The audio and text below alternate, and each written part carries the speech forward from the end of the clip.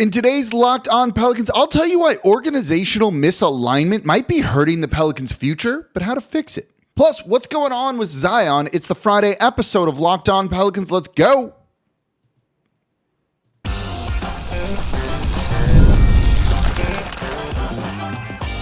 You are Locked On Pelicans, your daily New Orleans Pelicans podcast, part of the Locked On Podcast Network, your team every day. Welcome to another edition of Locked On Pelicans, the daily podcast covering your favorite team, the New Orleans Pelicans and NBA, part of the Locked On Podcast Network, your team every day, available wherever you get your podcasts and available on YouTube. I'm your host, Pelicans Insider, credential member of the media, Jake Madison, at Nola Jake on Twitter. Here with you on this Friday, game day for the Pelicans, start of a back-to-back against the Memphis Grizzlies and Charlotte Hornets. We'll talk about those games a little bit in the third segment, especially around what's going on with Zion and why is he not playing in this game tonight. But I'm going to start with organizational misalignment and how it could really cripple this franchise going forward. So we'll break down where they're misaligned and how to fix it in the beginning part of today's show. And of course, thank you for making Locked On Pelicans your first listen today and every day. We're here Monday through Friday, the number one Pelicans podcast covering everything you want to know about this Pelicans team. So please subscribe wherever you get your podcast. Join over 11,000 Pelicans fans on YouTube as well and become an everydayer. That means you listen Monday through Friday to Locked On Pelicans. Today's episode is brought to you by FanDuel. From the first whistle to the final drive, FanDuel makes the NFL playoffs even more exciting. Right now, new customers can bet $5 and get $300 in bonus bets. If you win your first bet, visit FanDuel.com to get started. Okay, let's get into it. This is a big, important topic, and if you're an everydayer, you've heard me touch on this over the past month. And I'll tell you, this was kind of interesting. Someone from another team that I was talking to works with the team, that I was talking to mentioned that they heard something on my show about this. People around the league listen to Locked On. It's actually kind of cool. And they said that I nailed the point of the future, needing to prioritize that this season, and the Pelicans are in a weird position when it comes to it. So the simple premise, at least for me, is this year, in terms of making the playoffs, is over. It's done. It's gone. But this year doesn't need to be a waste. There's a big difference between those things. Look, there are reasons to be competitive, reasons to even win some games, but it does all need to be about the future. That should be the only goal. And there's three things with that. The starting lineup needs to be good. It's conceivably going to be something like DeJounte Murray, CJ McCollum, Trey Murphy, Zion Williamson, and then Misi or another center. Herb Jones fits in there somewhere, but you need to figure out now if that unit is good. That's going to mean you're going to win some games this year because of that alone. So you can't just go out and just lose every game because you're not playing all of those guys. So being competitive, winning games, you can still do that while planning for the future. Number two is the salary cap. They need to get it fixed, or they're going to be in a real similar situation to next season. If you're trying to get value for CJ McCollum in the future when he's on an expiring deal, you're not going to do that, and you're going to run into the same situation that you're running into with Brandon Ingram. And we talked a lot about him yesterday of, has he played his final game? By the way, we got an update on that from practice today of, he hasn't been cleared for contact drills yet. Told you it might not be coming soon. So get your salary cap situation fixed, otherwise you're in the same situation next year. And then number three, and these are in no particular order, of course, get a good draft pick. It's a top 4 year. There's 4 real good game-changing prospects, in my opinion. Kind of 5, but really 4. Do everything you can to get one of those guys. Do everything you can to get one of those guys. To do all of the above that we just talked about, the organization needs to be aligned. Everyone on the same page working towards those kind of goals. But is the organization aligned? I think the answer to that is no. And look, I don't know if they can even be all aligned, at least as it is right now. The future's uncertain, and people are going to have different individual goals that maybe don't line up with what the goals should be for the franchise. Now, the franchise's goals might be make the playoffs this year, which would be dumb. You can't do that at this point. I mean, they're not mathematically eliminated, but you may as well be. But if that's kind of the goal, is like, we're going to make a playoff push, that's stupid. Straight up, that's stupid. You can win some games, you can be competitive, but if the goal is like, it's a bad season if we don't make the playoffs, and that's all we're going to work towards. That's very, very dumb, and I don't imagine that that's what the team is doing. So the future is uncertain. People have different goals. Willie Green is the head coach. He's going to want to win games, right? He's going to want to win games now and in the future, beyond this season, assuming he remains, let's say. That's what a head coach does. They want to win, and he might be coaching for his job, so winning games is only going to make him look better as a head coach. David Griffin runs the team. He also wants to win now and in the future. But to win in the future, winning games this season isn't necessarily the best thing to do, and thus the organizational misalignment. While David Griffin wants to probably have some say on playing time, minutes, and all of that stuff, he also knows you just got to let your head coach coach. It's really that simple. You can't force Willie Green to do things necessarily. Then you're undermining your head coach. That gets down to the players. That creates a bit of an issue there. And it also probably sends the wrong message to potential future head coaches for you if David Griffin, is allowed to pick the next head coach for the team. That would be him picking his third. It would be the fourth head coach under him, since he inherited Alvin Gentry. I don't know if there's alignment here. I think of between Willie Green and David Griffin. David Griffin is much more safe than Willie Green is, in my opinion, or probably should be. I think Griff's tenure has been mixed, but I do think you've seen him assemble talent on this team, and that to me is the number one thing that I want a general manager, lead basketball executive, since he doesn't have the GM title, to be doing. They've drafted pretty well recently, but he's also made some big mistakes. Look, everyone's going to have some draft misses. That's just how it goes. But waiting too long to move Brandon Ingram when there was real interest in him a year ago is definitely going to go down as arguably the biggest mistake of his tenure here. Maybe what he did in that first draft around Zion Williamson, but some of that, again, makes sense. So if Griff knows that he's safe and is planning for the future, wants a top 4 pick, wants them to start certain players, is that what Willie Green is going to do? Say Brandon Ingram comes back healthy, even after the trade deadline, because let's say he's not moved to the trade deadline and he's still on the team after February 6th. And he comes back and he's like, I'm healthy, I'm ready to play. Even though we talked about it yesterday, I don't know if that's going to happen. So maybe that makes this a moot point. If he comes back, he's like, I want to play. You think Willie Green's not going to start him? Of course he's going to start him. That's how it's going to go. We've seen that Willie Green doesn't necessarily trust rookies to work through things or trust young guys. He wants to win games. Brandon Ingram's going to help him win games. So he's going to play Brandon Ingram. But that goes against that first thing we said, the starting lineup, wanting it to be good next year and figuring out if it's good right now. You also want to develop some of the young players too. If you're playing Brandon Ingram, that's going to eat into someone like Jordan Hawkins' minutes. That might eat into other players' minutes. We've seen him not play Carlo Makovich, even though Carlo hasn't played particularly well when he's been out there on the court. But figure out what you got in him. Same with Antonio Reeves and some of these other players. We're seeing Misi get fewer and fewer minutes right now because he's making mistakes. He's probably actively hurting the team a little bit more than helping them right now. And so Willie Green is like, well, that's going to lose us games. I'm not going to play him, as opposed to letting him figure that out. And thus you're seeing a lot of Daniel Tice minutes. And Misi's been out sick. That's organizational misalignment right now. And that's going to hurt the future of the team. That might mean that you win a bunch of games late in the season when you're mathematically eliminated from the playoffs and you don't get a top 4 pick. You end up with the 8th overall pick in a 4-person draft. You'll get a good player at 8. Of course you will. But is it going to be the type of game changer that you could have? Or if you end up with the 5th pick, let's say, or in there for the lottery and a team or two behind you jumps up to get the number 1 overall pick, you get pushed down.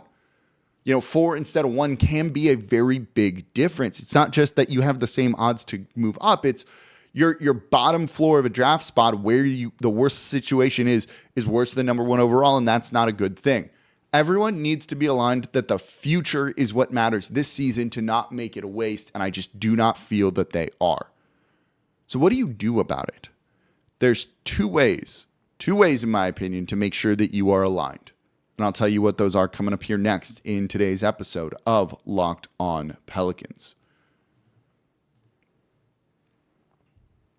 Today's episode of Locked On Pelicans is brought to you by FanDuel. From the first whistle to the final drive, FanDuel makes the NFL playoffs even more exciting.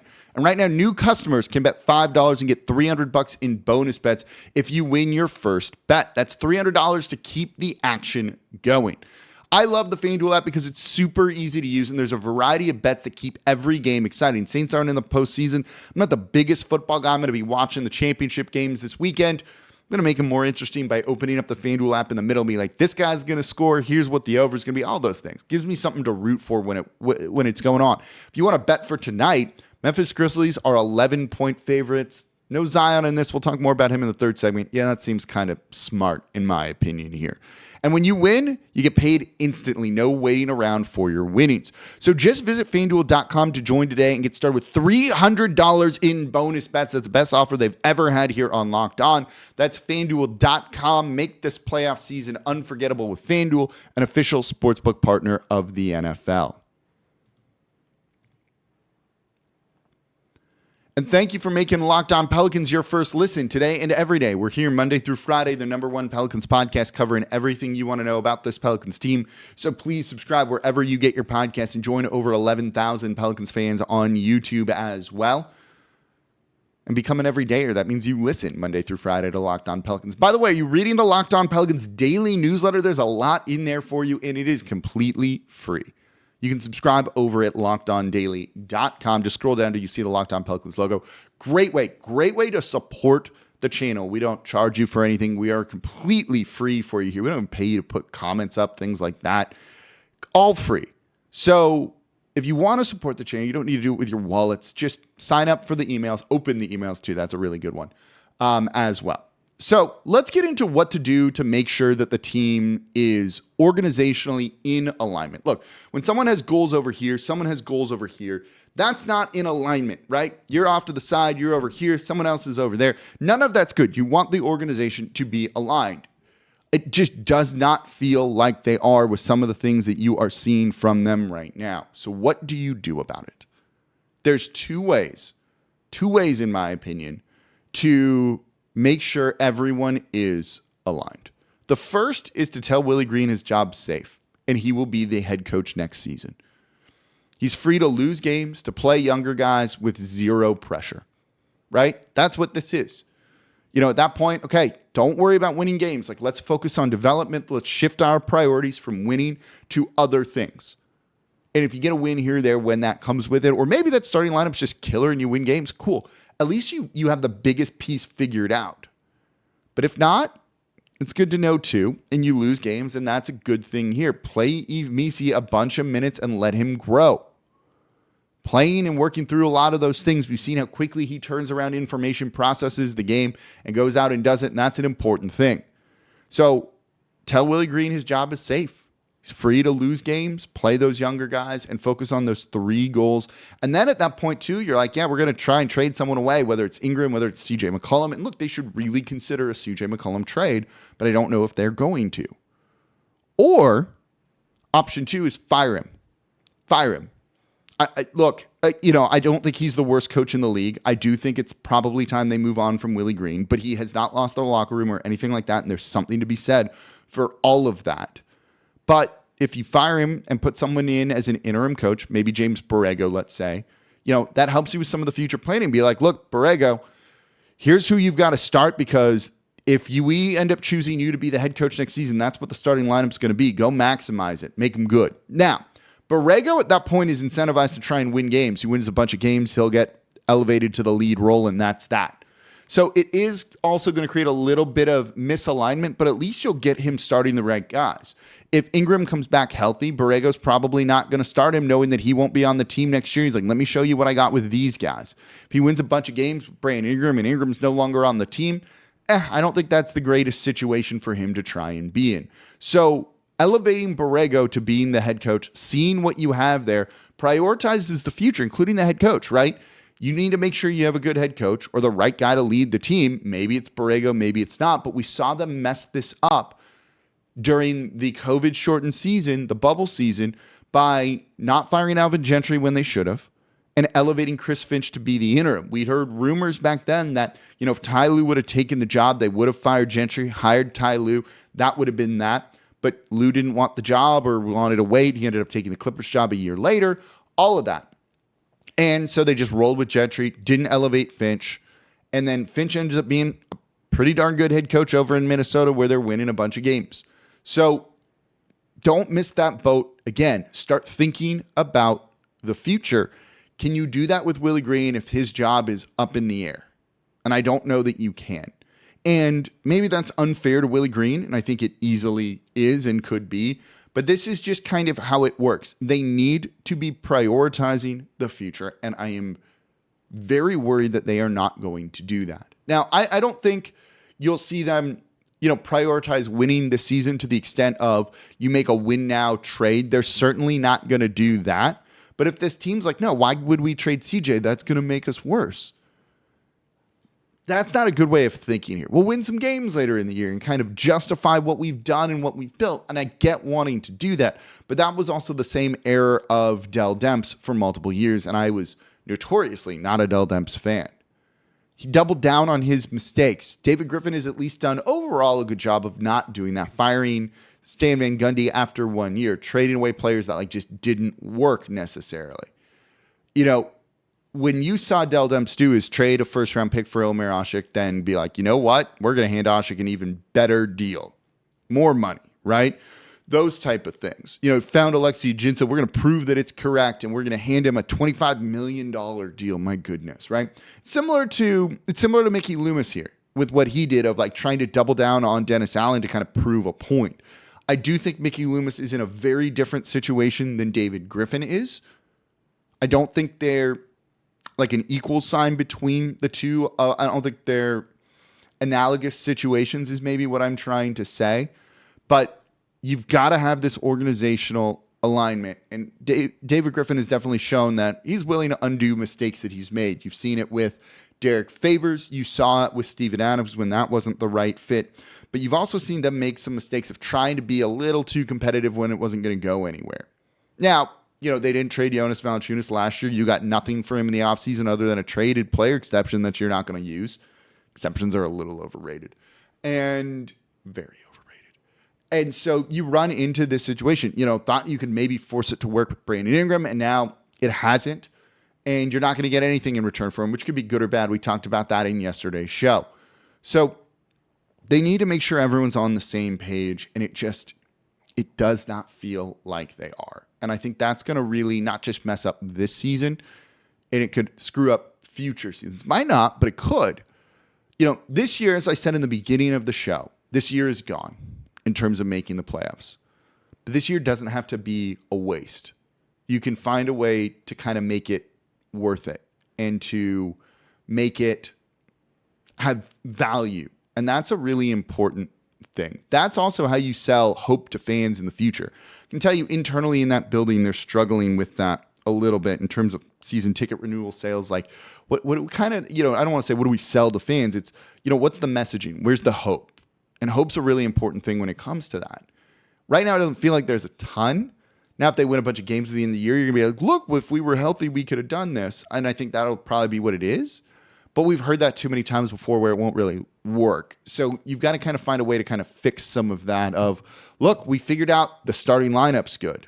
And the starting lineup's the most important thing. For the everydayers, I talked about this a lot last year of, the starting lineup wasn't working. It was the bench that was going to do it. And when you get into the postseason, that doesn't matter nearly as much. And we saw what happened in the playoffs where the depth didn't really shine through because it didn't matter. So they feel misaligned. They need to stop being misaligned. There are a couple ways to do that. What do you think? Do you agree with me? Do you disagree with me? Do you just want them to win games? You want to try and make a playoff push? They're not mathematically eliminated. Let me know in the comments down below. So coming up next, the heck is going on with Zion Williamson not playing in this game tonight against the Memphis Grizzlies? Maybe they're actually more aligned than you think. That's coming up here next in today's episode of Locked On Pelicans. Today's episode of Locked On Pelicans is brought to you by Talkspace. Therapy is a game changer. It can help manage stress, improve sleep, help you communicate more effectively, but finding the right therapist and fitting sessions into a busy schedule can be a challenge, and that's where Talkspace comes in. I'm a big believer in therapy. Life doesn't come with an instruction manual, and sometimes you just need a little bit of help, and you need a neutral third party to give you the advice that you need to hear, or sometimes you just need to get things off your chest. But do you have time to go to a doctor's office? Do you even know where to look for a therapist? Are you going to ask your friends, or do you feel a little bit uncomfortable about all of that?